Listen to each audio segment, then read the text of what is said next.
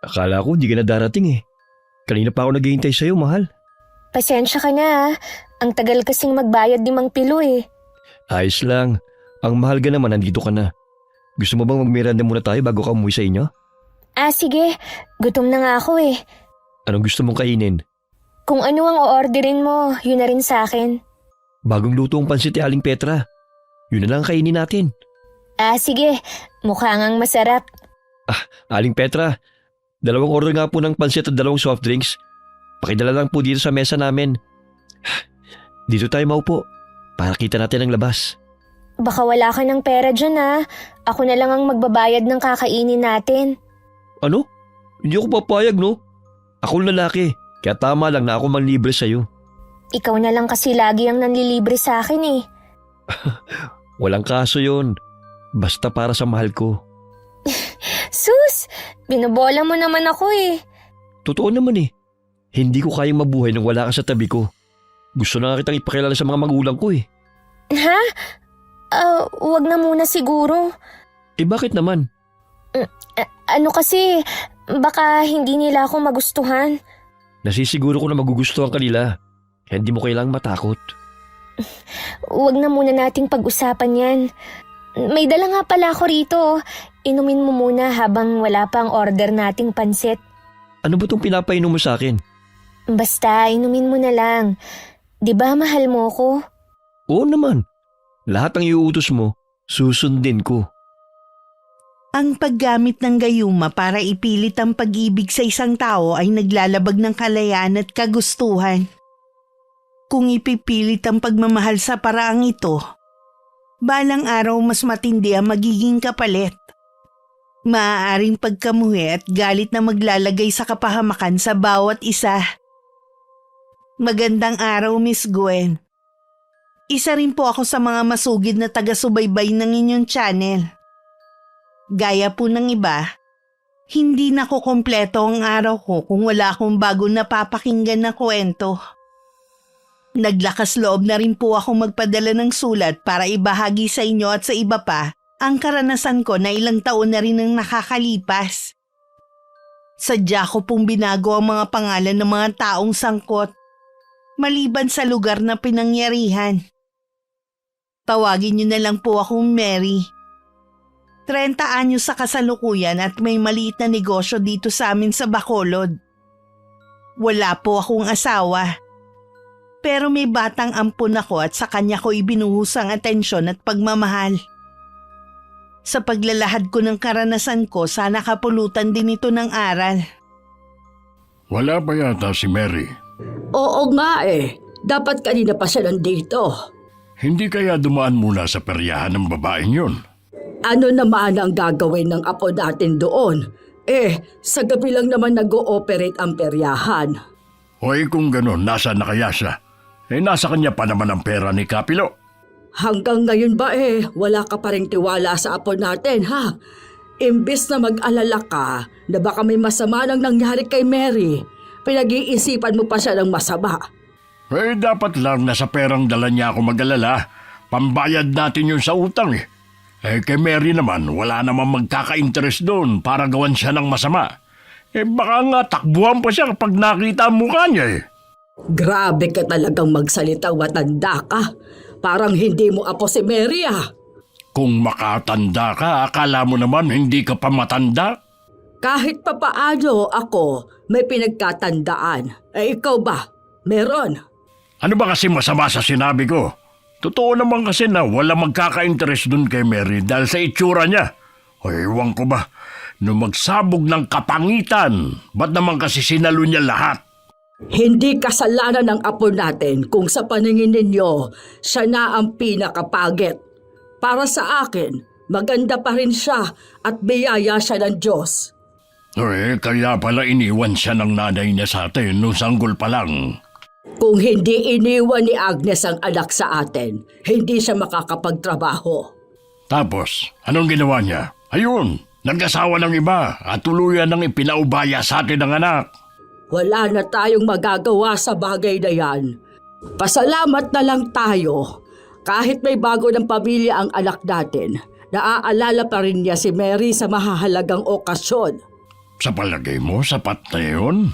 Halos tayo na ang nagpalaki sa anak niya at gumasto sa pag-aaral noon dahil madalang pa sa patak ng ulan kung magpadala siya ng pera. Hindi mo na kailangang isumbat ang bagay na yan.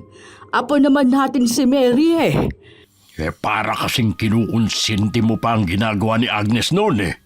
Hindi rin naman nakakapagsisi na tayo nang nagpalaki sa apo natin. Binigyan niya ng kulay at saya ang bahay na ito. Anong kulay at saya ang pinagsasasabi mo dyan? Baka kamo kahihiyanan dinala niya sa bahay natin. Simula nang dumating siya, puro panlalait na lang ang naririnig ko sa ibang tao dahil sa itsura ng babaeng yon. Walang nakakaalam kung sino ang tunay kong ama. Hindi rin ipinagtapat ni inay kina Lola. Nasa malayo noon nagtatrabaho ang nanay ko at bihira lang umuwi sa mga magulang niya. May pagkakataon noon na inabot ng 6 na buwan bago magpakita si inay. Pag-uwi nga niya, kasama na niya ako. Agad naman niyang pinagtapat na nabuntis siya na walang asawa o nobyo.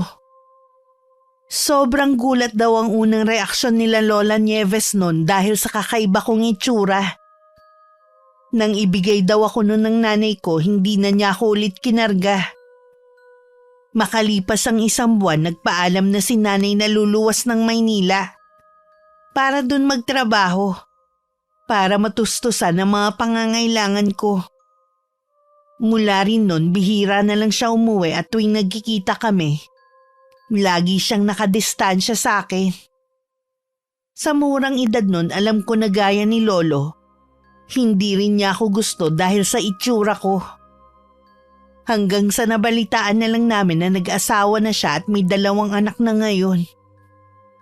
Lola Nieves, nandito na po ako. Hey, nakakapagod. Ang init kasi. Mabuti naman, nandito ka na. Kanina ka pa namin hinihintay ng Lolo Jean mo eh. Akala namin kung napaano ka na. Pasensya na po kayo kung napag-alala ko kayo. May dinaanan pa kasi ako eh. Sa susunod, magsabi ka kung may dadaanan ka para alam namin na matatagalan ka. Opo, sa susunod magsasabi na ako. Nakalimutan ko lang kasi kanina. Ito na nga pala yung perang ibinigay ni Mang Pilo. May pambayad na rin tayo sa utang. O siya, magmeryenda ka na muna. Tapos na po ako, Lola. Saan ka kumain? Nilibre po ako ng kaibigan ko kanina sa kainan ni Aling Petra. Sino ba ang kaibigan mong yon at napapadalas yata ang pagkikita ninyo? Huwag po kayong mag-alala, Lola. Mabait po siya. Hindi ko tinatanong kung mabait. Ang tinatanong ko kung sino at ano ang pangalan niya. Lola... Meron ka bang itinatago sa akin, ha, Mary? Wala, Lola. Kaya ko lang po hindi masabi kung sino siya kasi natatakot ako sa sasabihin ng mga tao. Di ba ang sabi ko sa'yo, huwag mong pakinggan ang sasabihin ng ibang tao. Wala lang silang magawa. Oo nga po. Kaya lang, nasasaktan pa rin ako kapag meron silang sinasabi sa itsura ko. Magbingi-bingihan ka na lang. Sana nga po, totoong bingi na lang ako. Ay, kung tutuusin, hindi ka naman talaga pangit, gaya ng sinasabi nila. Kailangan mo lang siguro ng mga pampaganda. Yung huli kasi nating binili hindi hiyang sa'yo. Ayoko na pong subukan ng mga pampahid, Lola. Baka lalo lang dumami itong mga tigyawat ko sa mukha Bawasan mo na rin kasi ang pagpupuyat mo para hindi na dumami yan. Ilang gabi na nga po akong laging maagang natutulog Tsaka panay rin po ang inom ko ng tubig. Darating din ang araw at maglalaho din yung mga tagyawat mo. Ganyan din naman kasi ako nung dalaga pa ako Kung meron lang po sana akong pera, ipapaayos ko ang mga ngipin ko. Maliban kasi sa patong-patong, sungki pa. Ay, ang hirap talagang maging mahirap. Ay, tama na nga yung pagsisentimiento mo. Yung sinasabi mong kaibigan ang gusto kong makilala, ha? Dalhin mo siya dito. Plano ko naman po talagang ipakilala siya sa inyo. Ano ba ang kaibigan mo? Lalaki o babae? Para kasing kakaiba yung ngiti at kislap ng mga mata mo eh. Tsaka ko na lang po sasabihin sa inyo. Sige po, Lola. Papasok muna ako sa kwarto ko. Magpapahinga lang ako bago tayo maghapunan. Puno naman ng pagtataka ang tingin sa akin ni Lola Nieves hanggang makapasok ako sa silid ko. Doon ko lang din inilabas ang panyo na pinahiram sa akin ni Andrew. Inaamoy-amoy ko pa yon. Habang nangangarap na sana katabi ko siya ng mga sandaling yon. Kahit kasi palagi kami nagkikita, parang kulang ang 1 oras na magkasama kami.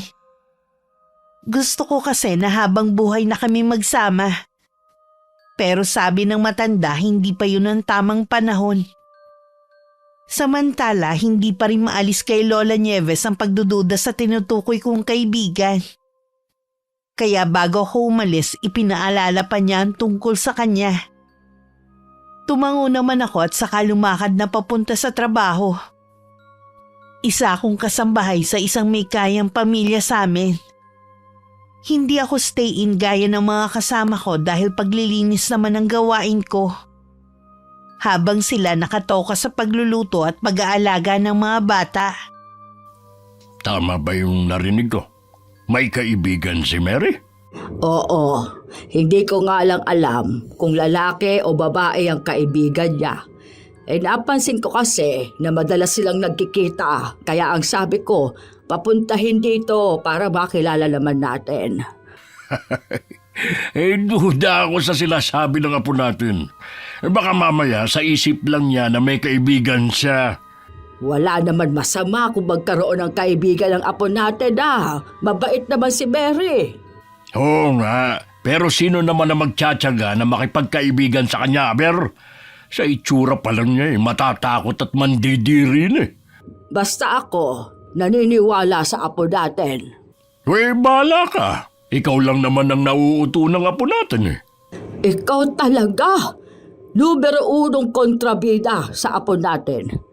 Imbes na maging masaya ka dahil sa kauna-unahang pagkakataon, may naging kaibigan si Mary, pinagdududahan mo pa. Kahit nga kasi ako nandidiri sa kanya, di lalo na ang ibang tao. Kitang-kita nga sa reaksyon mo tuwing nandito si Mary. Kaya hindi na ako nagtataka kung malayo ang loob niya sa'yo. Ay, wala naman akong pakialam kung malayo man ang loob sa akin ng babaeng yun. Noon ba, hindi ko naman talaga siya tanggap na apo. Ay hanggang ngayon hindi pa rin sinasabi ni Agnes kung sino ang tatay niya. Hindi kaya maligno ang ama ni Mary? May sira ka na nga yata sa ulo. Kung ano-ano na lang kasing lumalabas dyan sa bibig mo. Paano mo nga kasi may papaliwanag ang itsura niya? Hindi ko rin alam. Baka nagmana siya sa ama niya at hindi kay Agnes. Kapag nga tumawag si Agnes sa iyo pilitin mo siyang paaminin kung sinong tatay ng anak niya. Kung noon nga, hindi ko siya napilit Ngayon pa kaya? Baka kasi isang araw, magulat na lang tayo. May lumabas na nakakatakot na nilalang dyan sa gubat. Yung pala susunduin na siya. Baka ikaw ang susunduin ng nilalang na sinasabi mo dahil sa ugali mo. Kahit nasasaktan ako sa mga ipinapakita sa akin ni Lolo Jean, tinanggap ko na lang na kahit kailan hindi niya ako mamahalin bilang apo. Nagpapasalamat na rin ako dahil nandyan lagi ang lola ko. At ngayon naman dumating sa buhay ko si Andrew. Napawi ng pagdating niya ang lungkot na nararamdaman ko. Sa wakas kasi ang kinaiinggitan ko sa ibang tao na meron nagmamahal sa kanila, nangyari na rin sa akin. At isa pa sa dahilan ko kung bakit si Andrew ang napili ko dahil noon pa may crush na ako sa kanya. Siya lang ang gusto ko at wala nang iba. Nang araw na yon magkikita ulit kami ni Andrew. Sa kainan lang ni Aling Petra ako naghintay sa kanya. Sigurado naman kasi na dun niya ako yayayain kumain. Naupo lang ako sa sulok habang naghihintay sa kanya. Sa may entrance lang nakatutok ang mga mata ko. Ramdam ko kasi ang mga kakaibang titig sa akin ng mga nandun. At kahit ang may-ari ng kainan na yon. Si Andrew ba ang hinihintay mo, iha? Opo, Aling Petra. Wag mo sanang mamasamain ng pagtatanong ko, ha? Magkaano-ano ba kayo ni Andrew? Magkasintahan po kami. Ha? Sigurado ka ba sa sinasabi mo? Opo, kung hindi po kayo naniniwala, siya na lang po ang tanungin nyo. Baka naman ikaw lang ang may sabi niyan. Hindi ka ba nananalamin sa inyo? Alam ko po ang ibig niyong sabihin. Hindi ko kailangan pang magpaliwanag sa inyo. Sa gwapo kasi ni Andrew, imposible na magkagusto siya sa'yo. Oh, haya na po pala si Andrew. Siya na lang ang tanungin nyo. Pasensya na mahal kung ngayon lang ako ha. May tinapos pa kasi akong trabaho. Totoo nga. Anong totoo nga? Hindi kasi naniniwala si Aling Petra na may relasyon tayo. Girlfriend ko nga si Mary at siyang gusto kong pakasalan. Naniniwala na ba kayo, Aling Petra? Oo. Naniniwala na ako.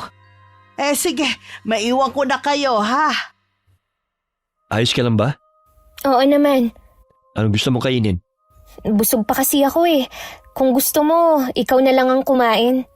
Hindi pa naman ako nagugutom. Magkwentuhan muna tayo. Ano naman ang pagkukwentuhan natin? Di tungkol sa ating dalawa. Yung mga plano natin. Bago yan, inumin mo muna tong dala ko. Oo ba? Teka lang pala. Paglabas na lang natin mo ito inumin. Nakatingin kasi sa atin si Aling Petra eh. Bawal ba niyang makita na iniinom ko yan? Baka kasi kung ano ang isipin niya. Alam mo naman ng ibang tao, ang bilis nilang manghusga. Lalo na sa akin. Kita mo nga kanina, hindi siya naniniwala na may relasyon tayo kung hindi mo pa sinabi. Huwag mo na lang siyang pansinin. Ang mahalaga naman, nagmamahalan tayo eh. Minsan kasi, hindi ko maiwasan na maapektuhan sa mga naririnig kong sinasabi nila. Ang mabuti pa, sa iba na lang tayo kumain. Sahod ko ngayon. Kaya pwede kahit saan mo gusto. Nagsasawa na rin kasi ako dito eh. Sige, sa iba na lang tayo kumain. Baka kasi kung dito, pareho nating hindi malunok ang pagkain. Sa iba na nga lang kami kumain. Habang naglalakad palabas sa kainang yun, nakita ko pa ang pag-iling ni Aling Petra. Bakas din sa mukha nito ang hindi pagkapaniwala, maging ang ibang nandun. Dahil nalibang ako nakasama si Andrew. Pagkatapos naming kumain na masyal pa kami. Hindi ko na malayan na malapit na palang dumilim. Gusto pa sana niya akong ihatid pero tumanggi ako. Ipinara na lang niya ako ng tricycle. Kahit ang driver na kilala ang binata, bumakas din ang matinding pagkabigla na makita kaming magkasama. Pagdating sa bahay, nag-aalala naman na sinalubong ako ni Lola Nieves. Saan ka ba nang galing, Apo? Bakit ngayon ka lang? Sorry po Lola, hindi ko po namalayan ng oras. Masyado po akong nalibang. May akala namin kinuha ka na ng maligno eh. Manahimik ka nga dyan, Jean! Kasama mo na naman ba ang kaibigan mo? Opo Lola, kumain po kami sa labas at namasyal. Ikaw nga, Mary, tigil-tigilan mo na yung pagsisinungaling mo tungkol sa sinasabi mong kaibigan. Nagsasabi naman po ako ng totoo, Lolo. Sino na naman ang makikipagkaibigan sa'yo? Sige nga. Huwag mo nang pansinin ang lolo Jean mo. Naniniwala naman ako na may kaibigan ka. Ay nako, kinunsinti pa talaga ang kasinungalingan. Gusto nga niyang makaharap kayo eh. Kaya lang po pinipigilan ko siya. Ano ka mo? Ikaw pa ang pumipigil sa kaibigan mo na pumunta rito. Papuntahin mo siya dito para makilala namin. Sige po Lola, kapag nagkita ulit kami, sasabihin ko sa kanya na payag na akong pumunta siya rito sa atin. Sabihan mo lang ako para makapaghanda ako. Opo Lola. O siya, magpahinga ka na muna sa silid mo. Ito nga po pala yung pasalubong. Siya ang bumili niyan para sa inyo. Salamat Apo. Nag-abala pa siya. Maiwan ko po muna kayo. Sige, magpauto ka dyan sa babae niyan. May pasapasalubong pa. Siya lang naman ang bumili niyan. Pwede ba, Jean? Kung wala kang magandang sasabihin, itik ko mo na lang yung bibig mo. Baka hindi ako makapagpigil Tahiin ko yang habang natutulog ka sa gabi. Hindi kita maintindihan kung bakit inaayunan mo pa siya. Paano kung nasisiraan na pala siya ng bait? Baka sa sobrang desperada gumagawa na lang ng kwento na may kaibigan siya. Hindi ka ba talaga titigil, ha? Hindi ako titigil hanggat hindi kayo natatauhang maglola. Sige, dito ka sa labas ng bahay matulog. Ha? Ano ka mo? Hindi ka na ba siguro bigi para hindi maintindihan ang sinabi ko? Dito ka sa labas at bahala kang papaki ng mga lamok. Nyebes naman! Akala mo yata nagbibiro ako. Pampihira naman, para kang bata Sana, ikaw na lang ang kunin ng maligno dyan para mabawasan na lang isa sa nagpapasama ng loob ng apo ko. Hindi naman lingid sa akin ang laging pag-aaway nila lolo at lola dahil sa akin. Kahit hindi ko maramdaman ang pagmamahal ni Lolo Jean, mahal ko pa rin siya. Lumabas ulit ako sa silid ko nang marinig ko ang malakas na sigaw ni Lolo sa labas ng bahay. Lola, papasukin niyo na po si Lolo. Kawawa naman po siya Malamig at malamok po sa labas. Sumusobra na kasi ang lolo mo Hindi na po kayo nasanay sa kanya. Papapasukin ko naman siya pero mamaya na. Gusto ko lang siyang turuan ng leksyon. Sorry po, La. Dahil sa akin, napapadalas ang pagtatalo niyo. Wala ka na bang kasalanan Sige na po, Lola. Papasukin niyo na si Lolo. Ay, sige na nga. Sana dumating ang araw na bumait na sa iyo ang lolo mo. Mangyayari po yan. Huwag kayong mawalan ng pag-asa. Nanginginig sa lamig si Lolo Jean nang pinapasok ni Lola. Dumiretso na rin siya sa silid nila na hindi man lang sumusulyap sa akin. Nagkibit balikat na lang ako at pumasok na rin sa silid ko. Kinabukasan, sandali lang kami nagkita ni Andrew. Sinabi niya na ilang araw din kaming hindi magkikita. May sakit daw kasi ang nanay niya at kailangan niya munang bantayan. Nalulungkot man, wala naman akong magagawa kundi intindihin siya. Pinainom ko na lang sa kanya ang dala kong tubig. Sigurado naman matagal din ang magiging bisa nun. Bakit ang bilis mo yata ang umuwi? Akala ko ba sasama ka sa kapatid mo sa kabilang bayan? Ay, hindi natuloy Sumakit kasi ang balakang niya. Ganun ba? Tulungan mo na lang nga ako na ipasok itong mga panggatong para kasing uulan Hoy! Bakit ba natulala ka na dyan? May sinasabi ka ba? Ang sabi ko, pakipasok mo mga panggatong at baka umulan. Ano ba kasi ang problema? May dinaramdam ka ba? Baka kasi hindi ka maniwala Ano ba kasi yun? May nasagap kasi akong balita. Nakakakilabot. Ang tanda mo na Ang hilig mo pa rin sa chismis. Hindi ito chismis. Tungkol ito sa apo natin. Ano ang tungkol sa apo natin? May nangyari ba sa kanya? Huminahong ka. Wala naman nangyari sa kanya. Ano nga ang tungkol sa kanya? May boyfriend na si Mary. Baka yung sinasabi niyang kaibigan na laging kasama, yun ang lalaki. Hindi ka maniniwala kung sino. Sino yung lalaki? Kilala mo ba? Si Andrew, yung seaman ng tatay. Di ba nakapagtataka kung paano nagkagusto sa kanyang binatang yun? Oo nga, dahil mata pobre ang nanay nun. Pero paano ka naman nakakasiguro? Sa kainan ni Petra sila madalas kumain at siniguro niya mismo na may relasyon ng dalawa. Bakit naman sa dami ng lalaki, kay Andrew pa siya nagkagusto? Baliktad yata. Sa dami ng babae dito sa atin, sa apo pa natin nagkagusto si Andrew. Ano ba nakita niya kay Mary? Hindi kaya pinaglalaruan lang ni Andrew ang apo natin? Ano naman ang mapapala niya kung gagawin niya yon? Ay kahit ako bayaran ng malaking halaga, hindi ako papatol sa isang pangit. Kailangan ko makausap si Mary. Siya lang ang makapagbibigay linaw sa lahat. Dahil wala naman kaming usapan ni Andrew, maaga akong nakauwi ng bahay. Pagpasok pa lang, bumungad na sa akin ng kakaibang titig ni na Lolo Jean at Lola Nieves. Tahimik naman ako nagmano sa kanila. Ramdam kong meron silang gustong sabihin, kaya naupo ako sa tapat nila. May problema po ba? Meron nga, at ikaw ang sangkot. Ako po? Anong nagawa ko?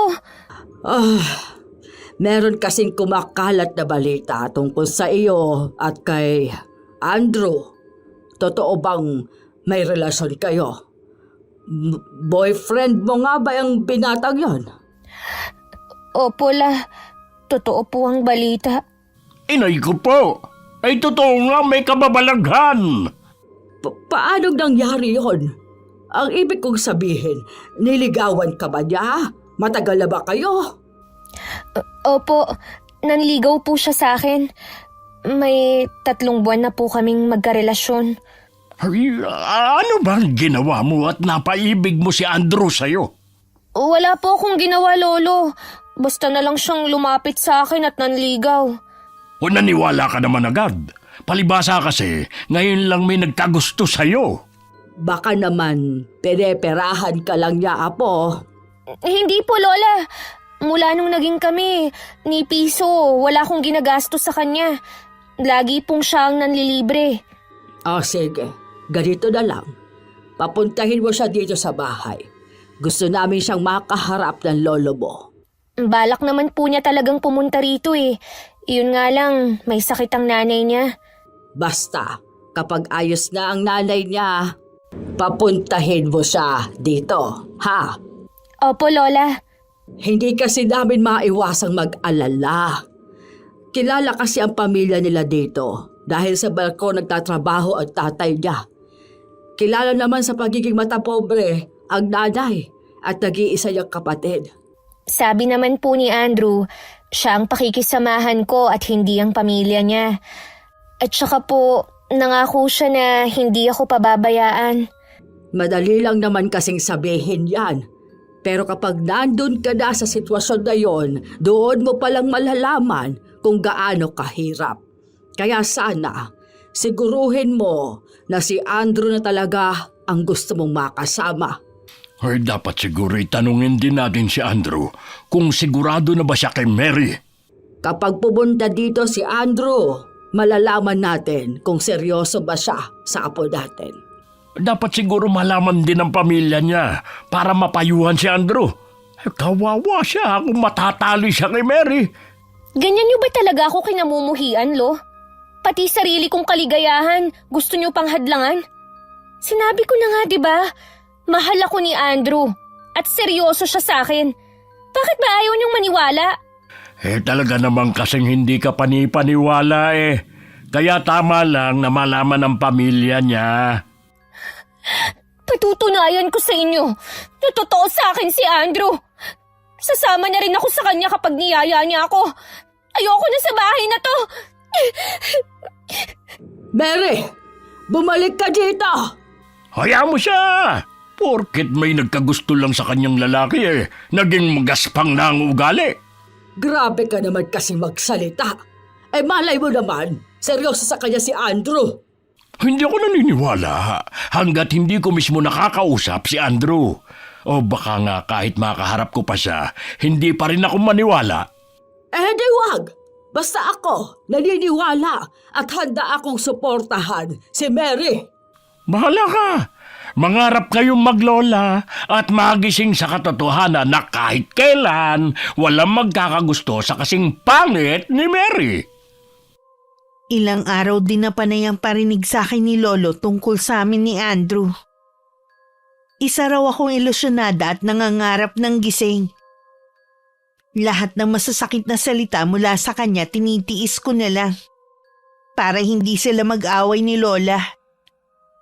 Pero nang magkita kami ni Andrew, hindi ko na napigilan na maiyak sa kanya. Nag-aalala namang niyakap niya ako at hinagod ang likod ko. Hindi ko na kasi talaga kaya ang trato sa akin ng sarili kong lolo. Parang gusto ko na lang maglaho sa bahay na yun at mamuhay kami ni Andrew sa malayo.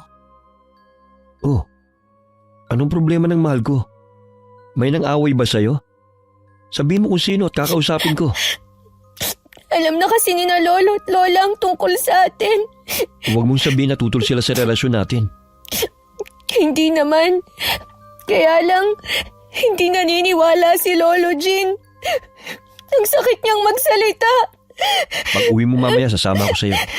Gusto ko sila makausap. Talaga bang sasama ka sa akin? Oo naman. Nasasaktan din kasi ako tuwing nagkukwento ka kung paano ka tratuhin ng lolo mo. Hindi kasi siya naniniwala na magkakagusto ka sa akin eh. Sino nga ba naman ang iibig sa isang pangit na tulad ko? Para sa akin, ikaw ang pinakamaganda. Mabuti ka pa. Naniniwala na maganda ako. Maganda ka naman talaga eh. Kaya nagtataka ako kung bakit lagi mong sinasabi na pangit ka. Kasi yun ang totoo. Mula ngayon, ayoko lang maririnig na sinasabi mong salitang pangit. Sige, hindi ko na sasabihin yun.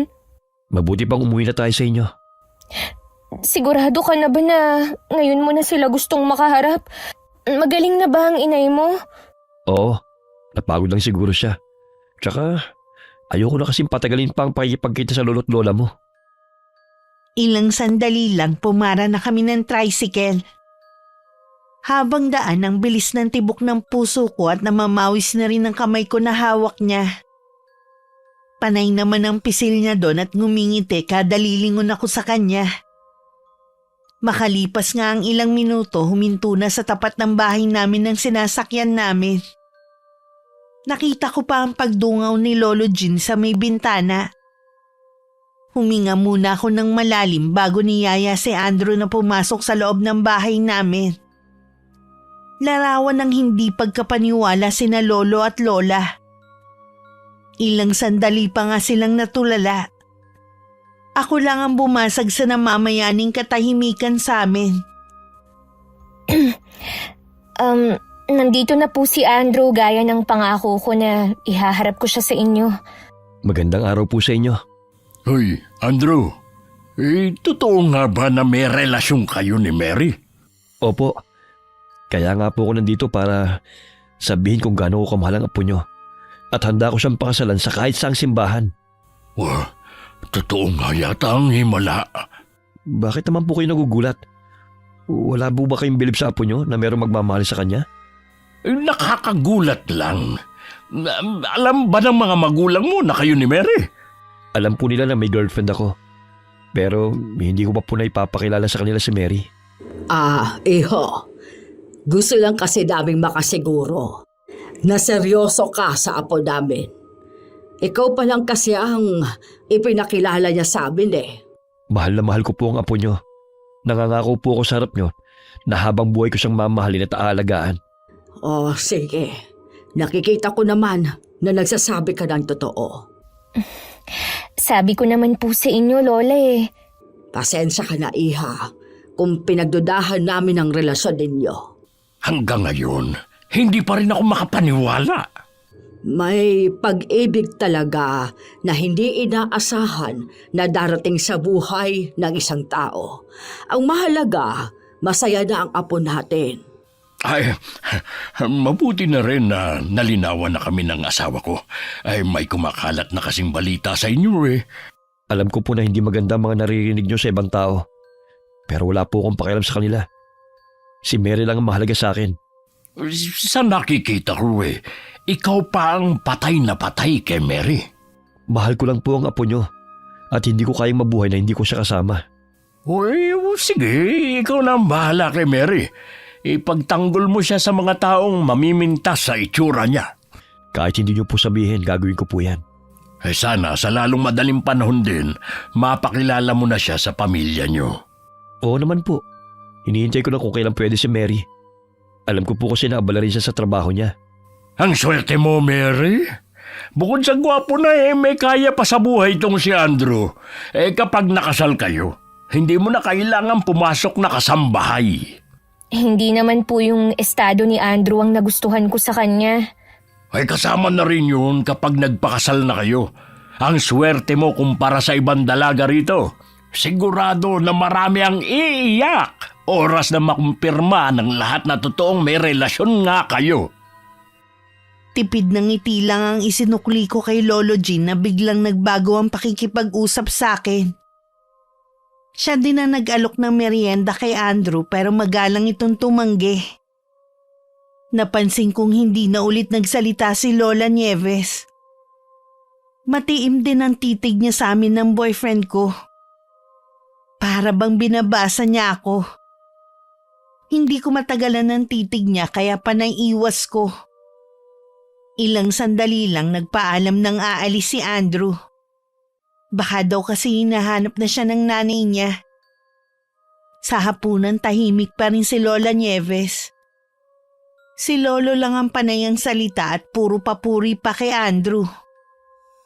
May palagay akong simula na yun ang pagbabago ng pakikitungo sa akin ni Lolo Jean.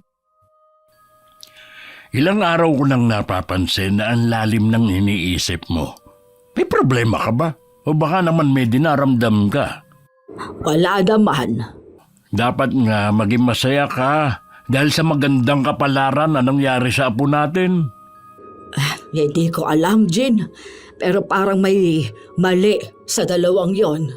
Oo nga, mali talaga ang magkagusto si Andrew sa apo natin. Pero wala na tayong magagawa. Alangan namang hadlangan pa natin sila. Ang iniisip ko, ang nanay ni Andrew. Kilala naman natin ang babaeng yon. Baka isa sa mga araw na ito, basta na lang siyang susugod dito sa bahay. Huwag kang mag-alala. Ako ang bahala sa kanya. Hindi pwedeng gawin niyang asal niya dito sa mismong pamamahay natin. Aba, nakakapanibago ka naman. Mukhang nagbago ka na ha. Ayoko lang kasi na merong sisiga-siga sa bakuran natin kung sakali. Sana noon ka pa nagbago. Ikaw sana ang unang nagtanggol sa apo natin. Hindi yung ikaw pang nangunguna sa pamimintas sa itsura niya. Tapos na naman yun eh. Kalimutan na natin. Mula ngayon, ipagtatanggol ko na si Mary. Nagbago ka ba? Dahil iniisip mo kapag nagkatuloyan ng dalawa makikinabang ka rin? Grabe ka talaga mag-isip sa akin ng masama. Masisisi mo ba ako, ha? Mula nang magkaisip si Mary, wala ka ng amor sa kanya. Tapos bigla kang babait ngayon. Kahit magkatuluyan pa silang dalawa, ako nang nagsasabi sa'yo, wala tayong hihingi na kahit ano sa pamilya ni Andrew. Alam mo, Nieves, kahit wala ka pang hingin kay Mary, hindi pa rin tayo matitiis ng apo mo, lalo na ikaw. Wag na nga lang muna natin pag-usapan yan. Ano ba kasing gumugulo sa isip mo? Hindi ko rin kasi kayang ipaliwalag sa'yo ngayon. Pero nararamdaman ko na may mali sa relasyon ng dalawa. Baka naman kasi natatakot ka na mawala sa atin si Mary. Naniniwala ka kasi na siyang mag-aalaga sa atin kapag hindi na natin kayang kumilos. Hindi yun ang pinag-aalala ko. Nararamdaman ko na may mali kay Andrew. Parang wala siya sa sarili. Wala naman ako nakita na kakaiba sa kanya nung kaharap niya tayo eh. Ikaw lang ang nag-iisip ng kung ano-ano dyan. Nakalimutan mo na ba ang nakaraan ko, Jean? Kaya ako nasasabi na may kakaiba kay Andrew. Ay, oo nga pala. Nakalimutan ko na kasi yun dahil ang tagal na noon. Wala akong hangad kundi ang kabutihan ng apo natin. Ayokong dumating ang oras na balikan kong dati kong gawain. Mas madalas na kami magkita ni Andrew ngayong alam na nila Lolo at Lola ang tungkol sa amin. Si Lolo Jean lang ang laging nangangamusta sa relasyon namin. Pero si Lola Nieves madalas na tahimik lang. Hindi ko tuloy maiwasang magtaka. Pero ayoko namang magtanong. May palagay kasi ko na hindi siya sang-ayon sa relasyon namin ni Andrew. Isang araw maaga akong pinauwi ng amo ko dahil may bisita daw siyang parating. Ayaw kasi ng amo kong babae na makikita ko ng mga pumupunta sa bahay nila. Dahil nung huling may bumisita ng mga kamag-anak na takot sa akin ng mga bata. Ayaw nang maulit yun ng amo ko. Hindi inaasahan ni Lola ang maaga kong pag-uwi. Nadatnan ko siyang may hinahanap sa silid ko. At ganun na lang ang gulat niya nang bigla akong pumasok. Bakit ang aga mo umuwi, Apo? Tapos na po ang gawain ko sa bahay ng amo ko. Ano po ang hinahanap niyo rito? Gusto ka sana kitang makausap. Tamang-tama, wala pa ang lolo mo. Ayoko rin kasing marinig niyang pag-uusapan natin. Tungkol po ba saan, Lola? Magtapat ka nga sa akin, Apo.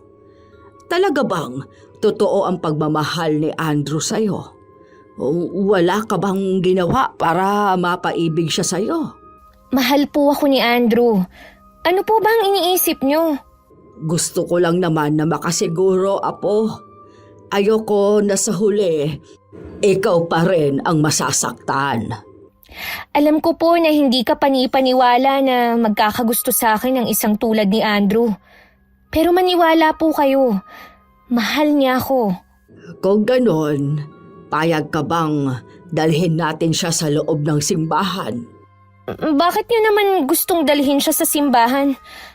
Ano ba ang binabalak niyo? Gusto ko lang makasiguro kung hindi mo nga ba siya ginayuma kaya't napaibig sa'yo. Lola! Bakit niyo naman naisip ang bagay na yan? Mahal na mahal kita, Apo. Pero kailangan nating tanggapin na maliit na porsyento lang ang pwedeng magkagusto sa'yo. Kaya nagulat talaga kami na si Andrew pa ang nagkagusto sa'yo. Maniniwala pa siguro ako kung pangkaraniwan lang ang ipinakilala mo sa amin. Hindi ako makapaniwala na sasabihin niyo yan sa akin. Wala ba akong karapatan na sumaya? Lahat tayo may karapatan na sumaya. Pero hindi yung gagamit ka ng gayuma para makuha mo ang gusto mo. Hindi po ako gumamit ng gayuma. Totoong mahal ako ni Andrew. Magtapat ka na lang para matulungan kita. Hindi ako papayag na mas lumala pa kapag mismong ina ni Andrew ang makatuklas sa ginawa mo. Hindi ko nga po ginayuma si Andrew. Bakit ba ayaw niyong maniwala sa akin? Hanggang ngayon ba, hindi mo pa rin tanggap ang sarili mong itsura, ha? May magmamahal din sa'yo. Maghintay ka lang ng nakalaan sa'yo. Hindi mo kailangang puwersahin ang isang tao para mahalin ka. Bahala po kayo kung ayaw niyong maniwala sa akin. Nararamdaman ko na hindi ka nagsasabi ng totoo. Baka naman po natatakot lang kayo na maiwan mag-isa. Hindi ko naman po kayo iiwan eh. Lola, tutuparin ko ang pangako ko na aalagaan ko kayo ni Lolo Jean. Hindi yun ang kinatatakutan ko.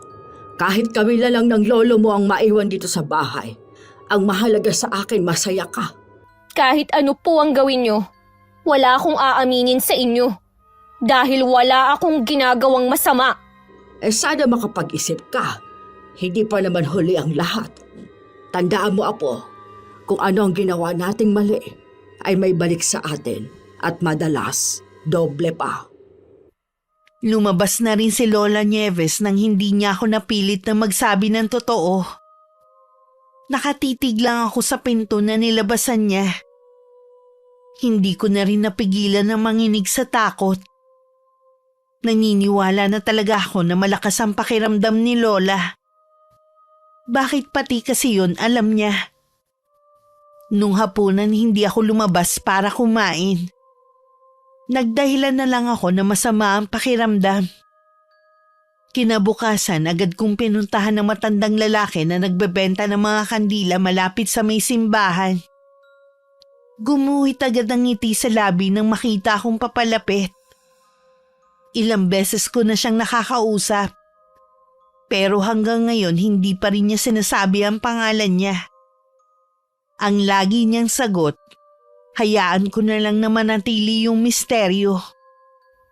Gusto ko lang pong malaman kung habang buhay na ang bisa ng ipinapainom ko kay Andrew. Kung hindi niya matutuklasan o ng iba at may papagamot siya, Paano po kung biglang mawala ang bisa ng gayuma? ihanda mo ang sarili mo. Sigurado na kung gaano kanya minahal nung may bisa pa ang gayuma, kabaliktaran naman ang mararamdaman niya sa iyo. Matinding pagkamuhi at baka masaktan ka pa niya. Alam na po kasi ng lola ko. Hindi ko alam kung paano niya natuklasan. Pero hindi ako umaamin sa kanya. Ang importante, walang gagamot sa nobya mo. Wala kang magiging problema. Mahal ko po si Andrew. Buong buhay ko, ngayon lang ako naging masaya. Hindi ako papayag na may humadlang sa amin. Sinasabi ko sa iyo, Iha, lagi kang maging handa. Kahit ako pa ang nagbigay sa iyo ng gayuma, hindi ko hawak ang hinaharap. Maraming pwedeng mangyari. Sasabihin ko sa kanya na magpakalayo-layo na lang kami. Ang nanay lang naman niya ang pwede naming maging problema eh. Ikaw ang bahala, Iha. Basta, bayad na ako sa pagtulong mo sa akin dati. Bago ko umuwi ng araw na yun, nagkita muna kami ni Andrew. Napansin kong tahimik siya at walang sigla sa pagsagot sa akin. Alam ko agad na may problema siya. Nakaramdam naman ako ng takot sa sinabi niyang alam na ng nanay niya ang tungkol sa amin. Nabalitaan daw nito sa ibang tao. At inamin niya na hindi gusto ng ina ang relasyon namin. Nahalata niya siguro ang nararamdaman ko. Kaya agad niyang hinawakan ang kamay ko at pinisel. Huwag kang matakot. Nandito lang ako. Hindi ko hayaan na may gawing hindi maganda sa'yo si inay. Andrew, alam ko naman na hindi mo ako pababayaan. Kaya lang, hindi ko pa rin maiwasang kabahan eh. Mabuti na rin siguro na alam na ng nanay ko. Ayoko na rin kasi na kailangan pa natin magtago. Paano kung hindi talaga ako matanggap ng nanay mo? Sinong pipiliin mo? Ikaw ang pipiliin ko at hindi sila. Salamat, Andrew. Yun lang naman ang gusto kong marinig sa'yo eh. Kakausapin ko pa rin si inay. Baka lumambot din ang puso niya sa'yo at matanggap ka niya. Sa tingin ko, malabo yung sinasabi mo. Maliban sa agwat ng buhay natin, ako pa yung babae na hindi maipagmamalaki ng nanay mo. Bakit ba lagi mo lang minamalit ang sarili mo? At isa pa, hindi naman silang pakikisamahan mo eh. Ang mahalaga sa akin, tayo ang nagmamahalan. Sana nga, ganun lang kadali ang lahat. Magtiwala ka lang sa akin. Malalampasan din natin to. Oo, may tiwala ako sa'yo. Planuhin na kaya natin ang kasal. Ha? Sigurado ka ba na gusto mo nang magpakasal tayo? Oo, nasa hustong gulang na ako. Kapag kasal na tayo, wala nang magagawa ang nanay ko. Hindi na siya makakatutol sa relasyon natin. Sige. Pero kailangan mong hingin ng personal ang kamay ko kay na lolo at lola. Sa isang linggo, pupunta ako sa inyo para makausap ang lolo't lola mo. Excited na ako. Sa wakas ay makakasama na rin kita habang buhay. Pareho lang ang nararamdaman natin. Pagdating sa bahay, masaya kong ibinalita kina lolo at lola ang plano namin ni Andrew. Kitang-kita naman ang saya kay lolo. Kabaliktaran ni lola na tahimik lang habang nagtutupi ng mga damit na nilabhan niya. Sinabi ko rin ang araw ng pagpunta ng binata sa bahay namin para hingin ang kamay ko sa kanila. Noon lang nagsalita si lola. Wala ako sa araw na yan.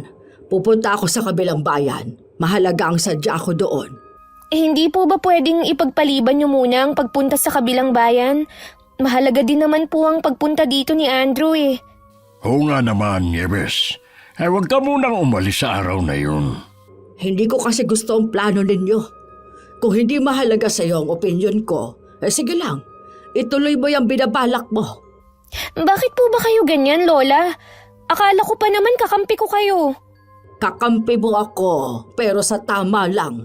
Mali po ba ang maging masaya? Ikaw lang ang makakasagot sa tanong mo na yan. Lola Nieves, sandali lang po, Lola. Huwag muna kayong tumalikod. Hayaan mo na lang siya, Iha. Nitong mga nagdaang araw, kakaiba kinikilos ng lola mo. Lagi pang masungit. Paano po yan? Wala si Lola sa araw na pupunta si Andrew. Huwag kang mag-alala po. Matagal pa naman ang pagpunta dito ni Andrew. Kukumbinsihin ko na lang ang lola mo na huwag nang umalis sa araw na yun. Salamat po, Lolo. Hindi mo naman kailangan magpasalamat sa akin. Ngayon lang naman ako babawi sa iyo eh. Akala ko po, Lolo, hindi na kayo babait sa akin. Patawarin mo sana ako kung naging malupit ako sa iyo, ha? Ay mula ngayon, ipagtatanggol na kita laban sa mga taong nang aapi sa iyo. Salamat po, Lolo. Sa wakas, dininig na rin ng Diyos ang matagal ko nang ipinagdarasal. Lingid sa amin ni Lolo, narinig ni Lola ang pag-uusap namin. Kurtina lang kasi ang pinakaharang sa silid nila. Napangiti na rin siya dahil sa wakas, tuluyan na nga lumambot ang puso ni Lolo sa akin. Kinabukasan maaga akong umalis ng bahay dahil sa bilin ng amo kong babae. Marami daw kasing gagawin sa kanila. Malapit na kasi ang birthday ng bunso nitong anak at may malaking handaan na gaganapin. Baka naman pwedeng hindi mo itapat sa araw ng pagpunta dito ni Andrew ang pag-alis mo. Kaya nga sa araw na yon ako aalis. Dahil ayokong makaharap ang lalaking yon. Ano ba kasi ang inaayawan mo sa kanya? Napatunayan naman natin na seryoso siya kay Mary. Yon ang akala mo. Ibig mo sabihin, pakitang tao lang yung pagharap sa atin ni Andrew? Totoong ipinapakita niya sa atin. Dahil nasa ilalim siya ng gayuma. Ano ka mo? Gayuma? Oo, pero itinatanggi ni Mary na ginayuma nga niya si Andrew, kaya napaibig yun sa kanya. Ay baka naman kasi hindi niya ginayuma at napaibig niya talaga si Andrew. Dati, hindi ka naniniwala na merong magkakagusto kay Mary. Iba talaga ang nagagawa ng pera. Maniwala ka man o sa hindi, naisip ko na mahal ko naman talaga ang apo natin. Nagsisisi na ako sa mga naging trato ko sa kanya noon. Natutuwa naman ako at nagbago ka na. Akala ko hanggang sa huling hininga mo, hindi mo magagawang mahalin ang apo natin. Kaya nakikiusap ako, huwag ka na munang umalis sa araw na yun. Hindi na magbabagong isip ko. Ginagawa ko ito para sa kapakanan ng apo natin. Sigurado ka ba sa sinasabi mo? Saan naman kaya kukuha ng gayuma si Mary? Hindi ko alam dahil ayaw nga niyang umamin sa akin. Siguro, nakarating na rin sa nanay ni Andrew ang tungkol sa kanila. Sa dami ba naman ng matatabil dito sa atin kaya din siguro nagmamadali ang dalawang yun. Malamang nga na yun ang dahilan. Lalo tuloy akong nag-aalala. Naawa tuloy ako sa apo natin. Baka kung anong gawin sa kanya ni Evelyn. Hindi ba sabi mo, ikaw ang bahala sa babaeng yun? Oo nga pala. Sana lang, nandito ako sa bahay kapag sumugod siya. Nalungkot ako nang sabihin sa akin ni Lolo na hindi niya napapayag si Lola na ipagpaliban na muna ang pag-alis sa araw ng pagpunta ni Andrew. Ayoko namang pumunta siya na wala si Lola. Malamang hindi ko na muna papuntahin ang binata sa amin. Day off ko ng araw na yun. Kapag ganong araw, tumutulong ako sa mga gawaing bahay.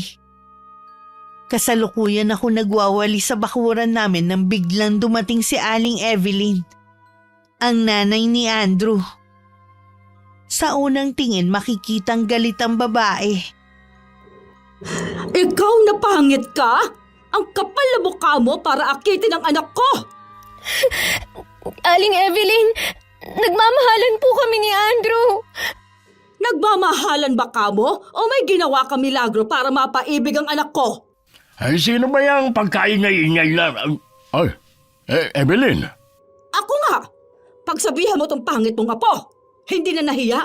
Anak ko pa talaga. Abay, pagsabihan mo rin ang anak mo. Siya to nanligaw sa apo ko Malakas ang kutob ko na ginayuman niya ang anak ko kaya siya niligawan. Tingnan mo nga ang itsura ng babaeng yan. Kahit pulubi hindi siya magugustuhan. Kahit may kaya kayo, wala kang karapatan na mag-eskandalo at awayin ang apo ko. Mabuti pa umalis ka na at huwag ka nang bumalik. Maghahanap ako ng magaling na albularyo na pwedeng gumamot sa anak ko. Lahat gagawin ko para gumaling lang siya. At ikaw babae ka, humanda ka sa akin. Hindi pa tayo tapos. Hoy, sige na, umalis ka na. Ang dami mo pang sinasabi. Pati kayo ng asawa mo, magbabayad ng malaki dahil sa ginagawa ninyong pangungunsinte sa apo ninyo. Akala mo naman kung sino siya. Lo, ano pong gagawin ko? Ay, wala kang gagawin. Hayaan mong si Andrew ang umayos ng problema nyo. Kapag bumalik ulit ang babaeng yun, huwag mo na siyang harapin. Kami na lang ng lola mo makikipag-usap sa kanya. Galit na galit siya sa akin. Sigurado ako, gagawa siya ng paraan para paglayuin kami ni Andrew. Hoy, doon natin masusubukan ang pagmamahal sa iyo ni Andrew. Hanggang saan kanya kayang ipaglaban sa nanay niya. Natatakot po ko, Lo. Hoy, natural lang ang nararamdaman mo. Kahit sino naman matatakot sa maladragon na si Evelyn. Totoo nga ang sinasabi nila. Matindi po siya magalit. Huwag mo nang isipin na nangyari. Pumasok ka na lang sa loob ng bahay. Ako na ang bahalang magtuloy ng ginagawa mo. Nagalit din si Lola nang malaman niya ang pagsugod ni Aling Evelyn. Pinakalma naman siya ni Lolo. Tahimik naman ako sa isang tabi habang nakikinig sa pinag-uusapan nila. Sari-sari na rin kasi ang naiisip ko ng mga oras na yun. Nag-aalala rin ako kay Andrew at sa relasyon namin. Hoy, huwag mo nang pagalitan ang apo natin dahil wala naman siyang kasalanan. Si Evelyn ang sumugod dito Kilala ko ang babaeng yon. Hindi niya titigilan si Mary. Subukan lang niya na bumalik dito ulit. Nagtitimpil lang ako sa kanya kanina. Ayaw naman kausapin ng anak bago siya sumugod dito. Paano nga niya makakausap ang anak kung hindi yun nakikinig sa kanya? Dahil na naman ba sa gayuma? Oras na makahanap siya na magaling na magbabaklas sa gayoma, mawawala na ang bisa nun. Bakit ba kasi pinagpipilitan mo na ginayuman ng apo natin si Andrew? Dahil yun naman talaga ang totoo. Gusto kong makausap si Andrew. Sa tingin mo kaya, makakausap mo pa siya ngayong alam na ni Evelyn? Ibig ba sabihin, hindi na matutuloy ang kasal ng dalawa? Hindi na. Kaya ikaw, Mary, huwag ka nang aasa sa lalaking yon. Huwag mo munang pangunahan. May tiwala pa rin ako kay Andrew. Bahala ka kung gusto mo pa rin umasa. Kinabukasan habang papunta ako sa bahay ng amo ko, napansin kong kakaiba ang tingin sa akin ng mga tao. May nagbubulungan pa nga sabay tatawa habang nakatingin sa akin.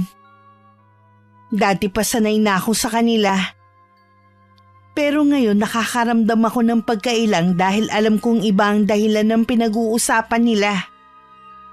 Binilisan ko na lang ang paglalakad at hindi na sila pinansin. Pagdating sa bahay ng amo ko, nadatnan kong nasa labas ng gate ang kasamahan kong kasambahay na si Ate Vicky. Malungkot siya at hindi makatingin sa akin ng diretsyo. Pasensya ka na, Mary, ha? Pinabibigay ni Ma'am Shelo ang huling sahod mo. Ha? Tanggal na ako sa trabaho? Bakit naman? Galing kasi dito kahapon si Aling Evelyn. Baka pinatanggal ka niya. Nakikiusap naman ako sa iyo, Ate Vicky. Baka pwedeng kausapin ko ang amo natin. Pasensya na talaga.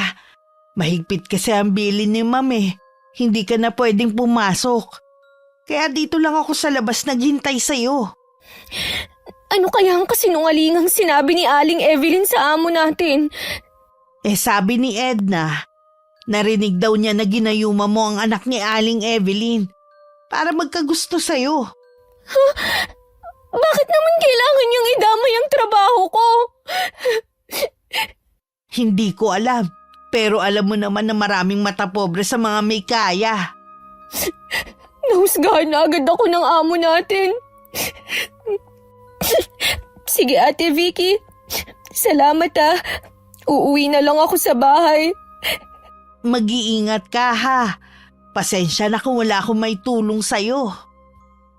Tumango lang ako at saka naglakad palayo habang tumutulo ang luha. Sobrang bigat ng nasa dibdib ko. Alam ko ring mahihirapan ako na makahanap ulit ng trabaho dahil sa itsura ko. Kahit kasi kasambahay lang ako, masaya ako sa trabaho dahil mababait naman ang mga kasama ko. Kahit istrikto ang mga amo namin. Pagdating sa bahay, nakita akong umiiyak ni Lola. Agad siyang lumapit sa akin. Bago pa siya makapagtanong, yumakap na ako ng mahigpit at umiyak. Ano nangyari? May umaway ba sa'yo sa labas? Wala na po akong trabaho, wala. Natanggal ako dahil kay Aling Evelyn. Bakit kailangan niyang idamay ang trabaho mo? Hindi ko po alam. Huwag ka nang umiyak. Makakahanap ka pa rin naman ng ibang trabaho. Pasensya na po kayo, la. Hindi na ako makakatulong sa mga gastusin dito sa bahay. Huwag mong alalahanin yon. Mas may malaki pa tayong problema. Yung sa amin po ba ni Andrew? Oo. Nagkausap na ba kayo ulit? Hindi pa po. Ihanda mo lang ang sarili mo. Oras na makahanap ng magaling magbaklas ng gayuba si Evelyn, iiwan ka na ni Andrew. Naniniwala po talaga kayo na ginayuma ko si Andrew? Kahit hindi mo aminin, alam ko na ang totoo. Hindi po ako iiwan ni Andrew. Patutunayan ko sa inyo na mahal niya ako. Pupunta siya rito para hingin ang kamay ko sa inyo. Kailan ka ba magigising, ha? Hindi totoong mahal ka ni Andrew. Ginayuma mo lang siya. Hintayin niyo lang na pumunta siya rito.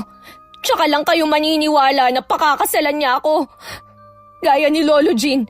Kung hindi pa niya narinig mismo sa bibig ni Andrew na mahal niya ako, hindi pa siya maniniwala. Ay, di sige. Hintahin mo mismo sa bibig ni Andrew na sabihin na hindi kanya talaga mahal. Lalo lang ako naguluhan at natakot na rin dahil sa sinabing yun ni Lola. Paano nga kaya kung may makaalam kung paano mawawala ang bisa ng gayuma? Ano ang magiging reaksyon ni Andrew kapag nalaman niya lahat? Sa dami ng mga tanong sa isip ko, mas nangibabaw pa rin ang tiwala ko sa binata. Lumabas ulit ako ng bahay. Pinuntahan ko ang matandang lalaki na nagbigay sa akin ng gayuma. Pero iba na nagtitinda sa pwesto niya. Nagtanong-tanong ako sa mga tindera doon pero walang nakakakilala sa matandang lalaki. Umuwi na lang ako sa amin. Nieves! Nieves! Eh bakit ba ha? Para ka namang hinahabol ng 10 kabayo eh. Ay, may nabalitaan kasi ako sa mga pamangkin natin. Oh, ano naman? Dinala raw sa isang manggagamot si Andrew ng kanyang ina. Ay grabe daw kasing pagwawala. Pangalan daw ni Mary ang tanging bukang bibig. Kahit ano pa ang mangyari, si Mary pa rin ang masasaktan sa bandang huli. Kung ano-ano na nga rin ang kumakalat na chismis eh. Parang gusto ko na ngang maniwala na ginayuma lang niya si Andrew. Yun naman talaga ang totoo. Ay buti nakakapasok pa siya sa trabaho sa kabila ng mga naririnig niya. Wala na siyang trabaho. Pinatanggal siya ni Evelyn. Wah, sobra na talaga ang babaeng yun. Masyadong nabulag sa pag-ibig ang apo natin. Hindi na niya inisip ang kahihinatnan ng ginawa niya.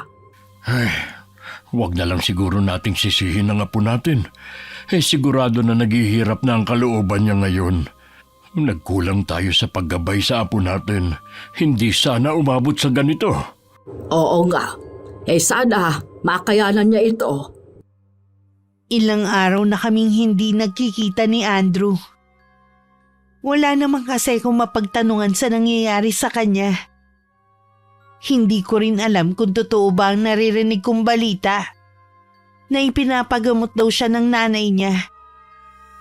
Dumating ang araw ng usapan namin na pupunta siya sa bahay para kausapin ng lolo at lola ko sa plano naming pagpapakasal.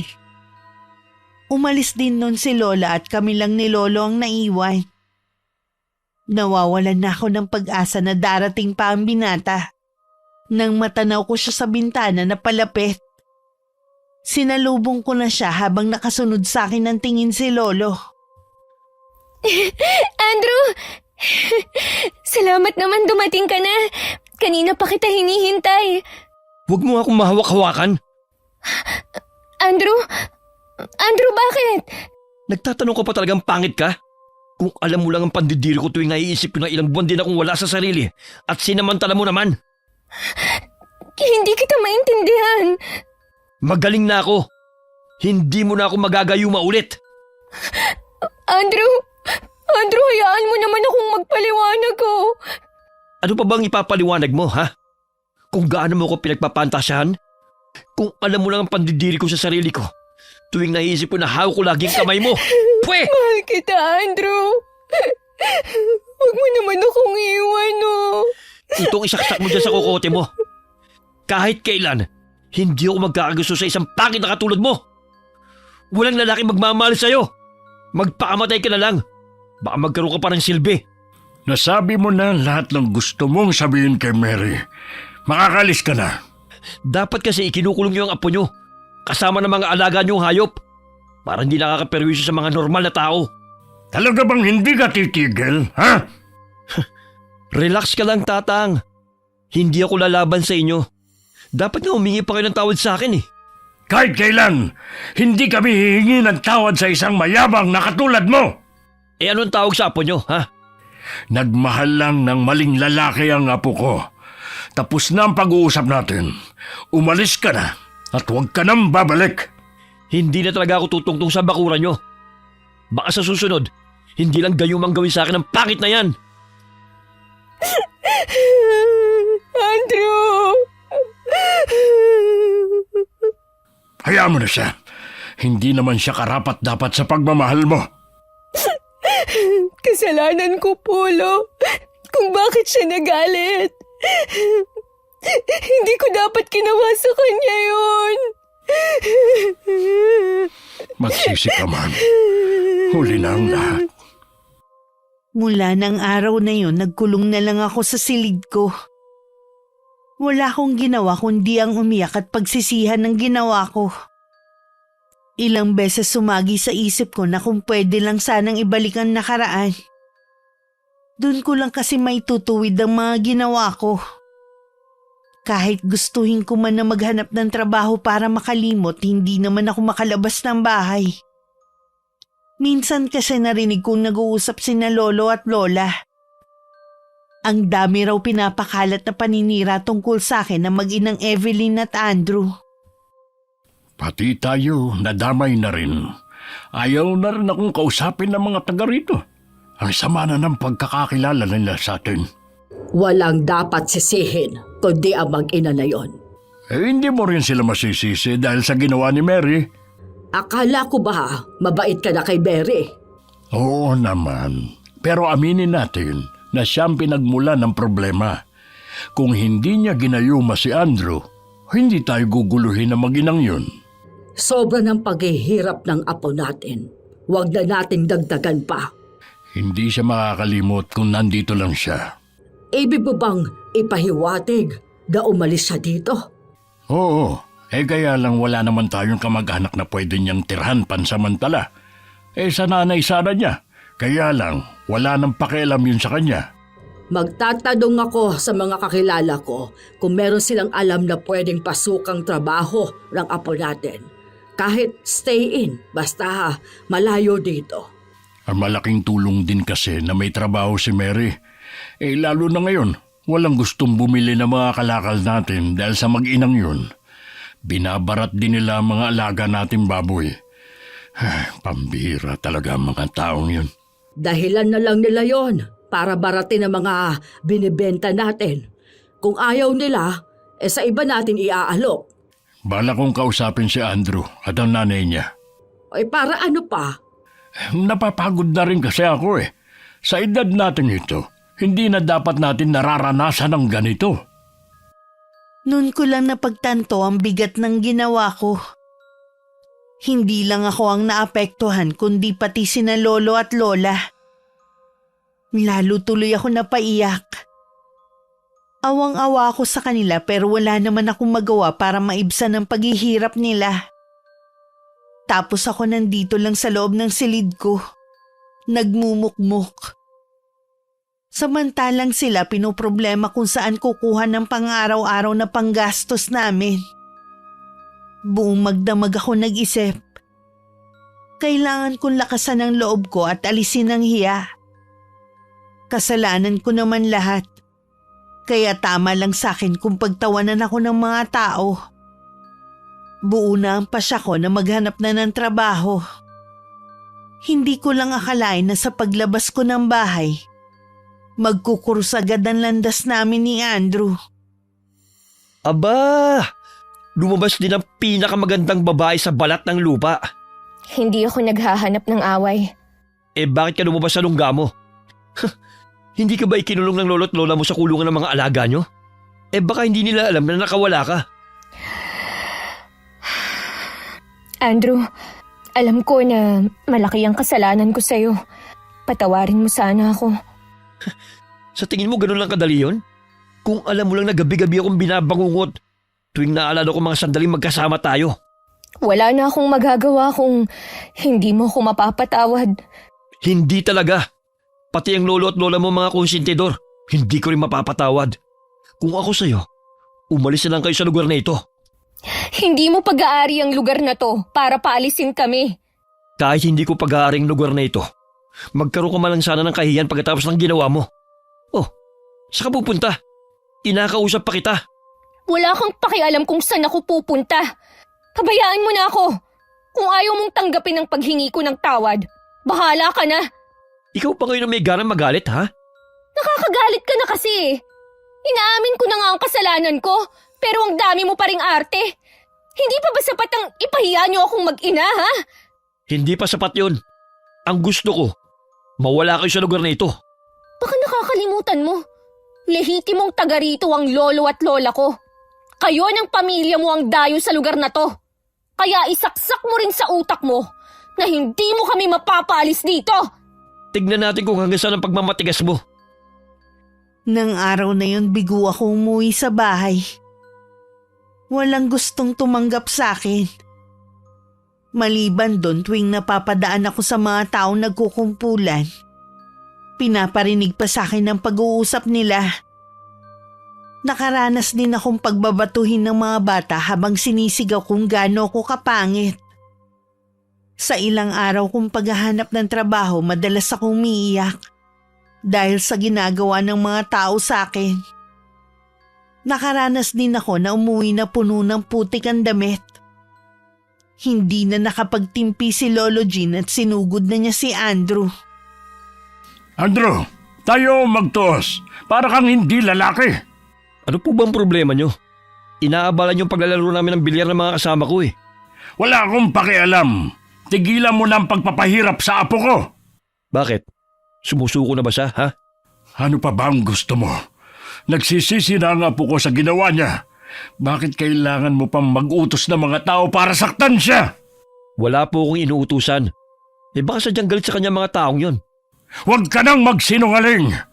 Huwag niyo sanang kalimutan na malaking atraso sa akin ng apo niyo. Nagbayad na ang apo ko. Sobra-sobra pa. Huwag mo nang hintayin na kami naman ang maningil sa'yo. Huwawa, kayo pa talagang may ganang bantaan ako? Hindi yun basta pagbabanta lang. Subukan mo lang ako. Umalis na kayo. Abala na kayo eh. May gusto pa sanang sabihin si Lolo pero tumalikod na si Andrew at tinuloy na ang paglalaro kasama ng mga kaibigan. Walang nagawa si Lolo kundi ang umuwi na lang. Pero hindi pa man siya nakakapasok sa loob ng bahay nang humahangos na lumapit sa kanya ang kapitbahay namin. Para ibalita na isinugod ako ni Lola sa ospital. Nagmamadali na pumunta sa ospital si Lolo na pinagdalhan sa akin. At nakita niya si Lola sa hallway. Namumugto ang mga mata sa pag-iyak. May hawak siyang notebook sa kamay at pinabasa niya ang nilalaman nun. Diyos ko, ang apo natin. Sobrang bigat na ng dinadala niya. Nagtatalo ang puso at isipan niya sa kung ano ang dapat niyang gawin. Isa rin ako sa nagpahirap ng kalooban niya. Nabanggit niya sa notebook na ito mga hinanakit niya. Pilit niyang nilalabanan ang nararamdaman niya alang-alang sa atin. Ayaw niya tayong iwan pero hindi na niya nakayanan dahil kay Andrew. Kaya niya pinagtangkaan na kitlin ang sariling buhay. Kumusta na ang apo natin? Mabuti na lang talaga bumalik ako ng bahay. Dahil kung hindi, baka hindi ko na siya naabutan ng buhay. Salamat sa Diyos. Hindi niya pinahintulutan na mawala siya sa atin. Wala pa siyang malay hanggang ngayon. Baka bukas pa daw siya magising, sabi ng doktor. Magpahinga ka na muna. Ako nang bahala sa apo natin. Malinaw ang lahat ng isinulat niya sa notebook na ito. May mga bakas pa ng patak ng luha ang bawat pahina. Tanda ng matinding paghihilagpis niya. Hindi ako matatahimik, Jean. Kailangan kong mabigyan ng hustisya ang nangyari sa apo natin. Masama ang gumanti, Nieves. Baka ikaw naman ang karmahin. Wala akong pakialam. Sa iyo, ayos lang ang nangyari kay Mary pero hindi sa akin. Ayoko lang kasi na mas lalong maging komplikado ang lahat. Kung balak mong kulamin si Andrew para makaganti, sa tingin mo hindi makakagawa ng paraan ang nanay niya? Sisiguruhin ko na matinding sumpa ang igagawad ko sa kanya. Muntik nang mawala sa atin si Mary. Dapat sa kanya. Mawala dito sa mundo. Maghunos dili ka, Nieves. Baka pagsisihan mo ang gagawin mo. Wala akong pagsisisihan. Basta sa kapakanan ng apo natin. Bantayan mo si Mary. Aalis muna ako. Nieves, huwag ka munang umalis. Mas kailangan ka ng apo mo rito. Siguradong ikaw ang hahanapin niya. Ay, umalis pa rin talaga siya. Ni hindi man lang pinakinggan ang sinasabi ko. Sana magbago ang isip niya. Natatakot ako sa pwede mangyari kay Andrew. Mula sa pamilya na mabagsik na mambabarang si Nieves, hindi niya sasantuhin ang lalaking yun. Nagising ako na puro puti ang nakikita ko. Hindi ako pamilyar sa kinaroroonan ko kaya nakaramdam ako ng takot. Tinangka akong bumangon pero may mga kamay na pumigil sa akin. Paglingon ko ang nag-aalalang mukha ni Lolo ang nakita ko. Buhay pa ako kung ganun. Hindi mo pa oras. Huwag mo na ulit gagawin na tangkain na magpakamatay, ha? Ayaw namin na mawala ka. Hindi kakayanin ng lola mo. Sorry, Polo. Meron kasing bumubulong sa akin eh. Hindi raw siya titigil hanggat hindi niya ako nakukuha.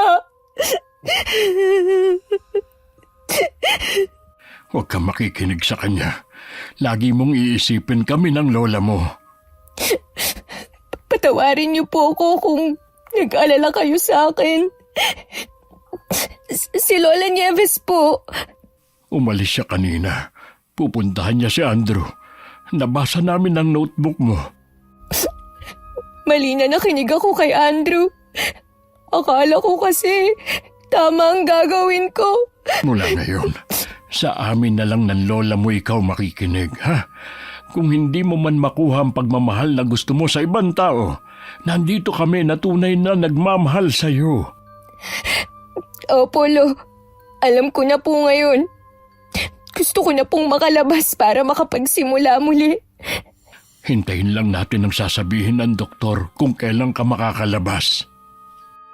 Kumalat na rin ang balita sa lugar namin ang ginawa kong pagtatangka sa sarili kong buhay. Nakarating na rin yun kay Andrew. Hindi man lang siya kinakitaan ng pagsisisi kahit alam niyang siya ang dahilan. Sa di kalayuan, lihim lang nagmamasid si Lola Nieves. Lalo siyang nakumbinse na tama lang ang gagawin niyang paghihigante. Walang kamalay-malay ang dati kong boyfriend sa mapait niyang sasapitin. Malalim na ang gabi na makauwi si Andrew galing sa bilyaran. Bad trip siya ng mga oras na yon dahil malaki ang natalo sa kanya. Sa kalagitnaan ng paglalakad niya, naramdaman niya na parang merong sumusunod sa kanya. Tumigil siya sandali at lumingon sa pinanggalingan pero wala naman siyang nakitang tao. Pagharap niya, muntik pa siyang mabuwal sa gulat. Aling Nieves, ano pong ginagawa niyo rito? Nawala yata ang yabang mo, iho. Kung nandito kayo para sisihin ako sa nangyari kay Mary, nag-aakasay lang kayo ng oras. Sayang nga lang, hindi pa siya natuluyan. Ganyan ka ba pinalaki ng mga magulang mo? Ang hangarin ang kamatayan ng ibang tao, ang maging masaya sa kasawian ng iba. Huwag niyo sanang kalimutan ang ginawa sa akin ng apo niyo. Pinagsisihan na yon ng apo ko. Ilang beses kong nasaksihan kung paano siya humingi ng tawad sa'yo. Pero anong ginawa ninyong mag-ina? Nagpakalat pa kayo ng paninira sa kanya. Wala kayong mga puso. Yun naman pala eh. Bakit pa kayo nakikipag-usap sa akin ngayon? Para sabihin na magpaalam ka na sa mga mahal mo sa buhay dahil ilang oras na lang ang nalalabi sa iyo. Baliw na yata kayo eh. Kung ako sa inyo, umuwi na lang kayo. Pakikamusta na lang ako kay Mary. Sige lang, tumawa ka lang. Tignan ko lang kung magawa mo pang magsaya bukas. Hanggang makauwi ng bahay, iniisip pa rin ni Andrew ang mga sinabi ni Lola. Hindi rin siya makatulog ng gabing yun. Pabaling-baling lang siya sa higaan. Dahil sa mag-uumaga na siya nakatulog, tanghali na siyang nagising. Hindi na rin siya nag-almusal, dumiretso na siya sa bilyaran. Naabutan na niya doon ng mga kaibigan. Ilang sandali lang natigilan ng lahat. Napatutok na lang ang mga mata nila kay Andrew. Bigla kasing sumuka ng dugo ang binata. Nakaluhod na siya dahil sa panghihina. Imbis na tulungan siya, lumayo pa sa kanya ang mga kaibigan. Noon lang kasi nila napansin ang mga buhay ng mga insekto na lumalabas sa bibig niya. Tulungan niyo ako! Hirap na ako!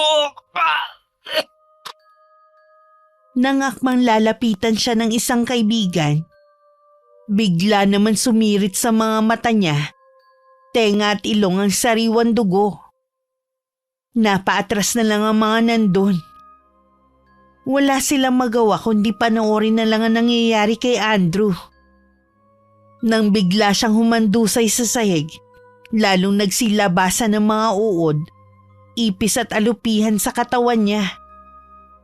Lahat na patulala na lang dahil nun lang sila nakasaksi ng ganong kababalaghan. Bago pa dumating ang nanay niya, wala nang buhay si Andrew. Nasa bahay na ako noon nang mabalitaan ko ang nangyari kay Andrew. Kahit ako nakaramdam ng pandidiri sa paraan ng pagkamatay niya. Naroon pa rin ang awa. Pero wala na akong nararamdaman na pagmamahal sa kanya. Totoo po ba ang sinabi ng kapitbahay nating si Aling Marie na barang ang ikinamatay ni Andrew? Yun ang sabi ng mga taga rito. Malungkot ka ba dahil sa nangyari sa kanya? Nalulungkot din po. Pero hanggang dun lang ang nararamdaman ko. Mabuti naman at wala na siya sa puso mo. Baka po sa masasakit niyang sinabi, kaya ang bilis mawala ng pag-ibig ko sa kanya. Siguro nga. Sa wakas, makakapagsimula ka na rin ng bago mong buhay. Maghahanap na po ako ulit ng trabaho. Lagi kang tumawag sa kanya sa bawat desisyon na gagawin mo. Siya lang ang pwede mong kapitan, lalo na kapag wala na kami ng lola mo. Ilang araw nang masama ang pakiramdam ni Lola kaya lagi siyang nasa silid nila. Makalipas nga ang 1 taon na maalam na si Lola Nieves. Napasukan namin siya ni Lolo na wala ng buhay sa silid nila. Pagkaraan lang ng 2 taon, sumunod na rin si Lolo. Tuluyan nang gumuho ang mundo ko. Mabuti na lang nasa tabi ko ang aking ina. Para makalimot, isinama niya ako sa lugar kung saan sila nakatira ng bago niyang asawa. Ilang buwan na ako sa kanila noon nang mabasa ko ang maliit na libreta ni Lola. Nakasulat sa bawat pahina noon ang mga ginawa niya kay Andrew. Siya pala ang bumarang kay Andrew noon. Pinalipas ko muna ang ilang buwan bago ko sumulat sa inyo, Miss Gwen. Sariwa pa kasi sa alaala ko ang mga pangyayari noon. Gusto kong handa na akong magbahagi ng aking karanasan sa inyo. Maaaring mali ang ginawa ni Lola. Pero ginawa niya yun dahil sa pagmamahal niya sa akin. Marami ako natutunan sa mga nangyari. Naging daan din ito para mas lalo kong ilapit ang sarili ko sa Panginoon. Nang sa ganon, hindi na ulit ako makakagawa ng isang pagkakamali na maaaring makasakit sa ibang tao. Walang buti ang paghihigante. Pero minsan nabubulag tayo sa matinding galit. Mabisa pa rin ang paglapit sa kanya para maliwanagan ang puso't isipan. Sana nakapagbigay ng aral ang aking kwento at inspirasyon sa mga katulad ko ang kalagayan. Wakas.